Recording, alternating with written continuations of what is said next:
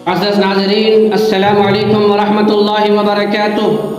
आज बहुत ही अफसोस के साथ कहना पड़ रहा है कि हमारे माशरे के अंदर, हमारे समाज के अंदर, हमारे रहने सहने के अंदर एक बीमारी बड़ी तेज़ी से आम होती चली जा रही है। एक ऐसी बीमारी जो हमारे माशरे को खोखला करती चली जा रही है। एक ऐसी बीमारी अगर हम उससे नहीं बचेंगे, हमारे आमाल ज़ाय हो रहे हैं, जिससे हमारे आमाल अकारत हो रहे हैं, हमारा रोज़ा ज़ाय हो रहा है, हमारे तहज्जुद ज़ाय हो रही है, हमारा अम्र बिल मारूफ नही अनिल मुनकर ज़ाय हो रहा है, हमारा सदक़ात व खैरात ज़ाय हो रहा है। और वह बीमारी हसद है। हसद की तारीफ क्या है?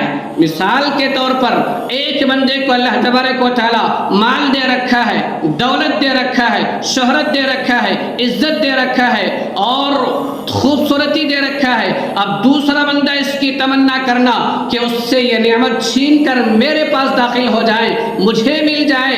अच्छा, मुझे ना मिले तो कम से कम उसकी तो बर्बादी हो जाए। मेरे दोस्तों, भाइयों, बुजुर्गों, हसद करने वाला हासिद दरअसल वो अल्लाह पर एतराज़ करता है, अल्लाह पर वो हसद करता है। आपसे पूछना चाहता हूँ, आप बताइए, इज्जत देने वाला कौन है? जिल्लत देने वाला कौन है? शोहरत देने वाला कौन है? खूबसूरती देने वाला कौन है? औलाद देने वाला कौन है?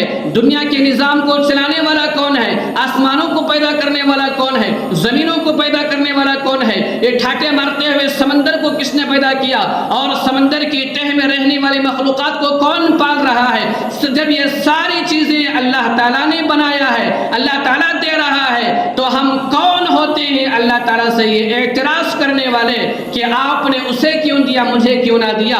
हसद करने वाला दरअसल में वो अल्लाह पर हसद करता है, अल्लाह पर वो एतराज़ करता है। तीन बातें आपके सामने रख रहा हूँ, आप इन तीन बातों से जायज़ा लेकर देखें कि मेरे अंदर हसद जैसी बीमारी है या नहीं है। सबसे पहली बात, सबसे पहला जायज़ा ये लेकर देखें, आपकी लाइफ में, आपकी जिंदगी में कोई ऐसा बंदा है जब उसकी तारीफ आपके सामने की जाती है तो उसकी तारीफ करना आपको अच्छा नहीं लगता, तो याद रखो आप अपने अंदर हसद पाल रहे हैं। दूसरा ये जायजा लेकर देखो कि आपके सामने कोई ऐसा बंदा है, जब भी आपके सामने कोई बंदा तरक्की करता है, कोई बंदा उरूज पर जाता है, कोई बंदा आगे जाता है, मिसाल के तौर पर एक दुकान थी, दो हो गई, एक मकान था, दो हो गया, एक गाड़ी से दो गाड़ी। आज हमारे मोहल्ले के अंदर, हमारे गांव के अंदर, हमारे शहर के अंदर इसे कोई नहीं जानता था, आज पूरी दुनिया इसे पहचान रही है।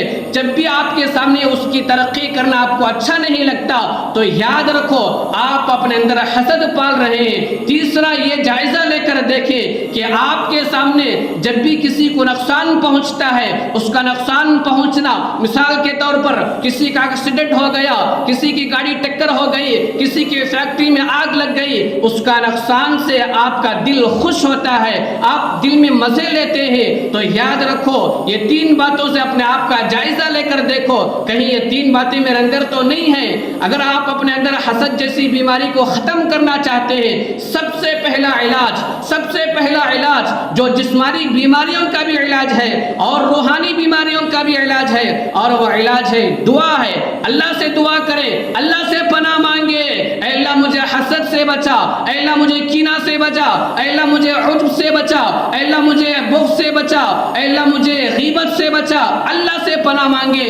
दूसरा इलाज हासिद को चाहिए, हसद करने वाले को चाहिए कि जिसके मुताल्लिक हसद हो रहा है उसे जाकर तोहफा दे।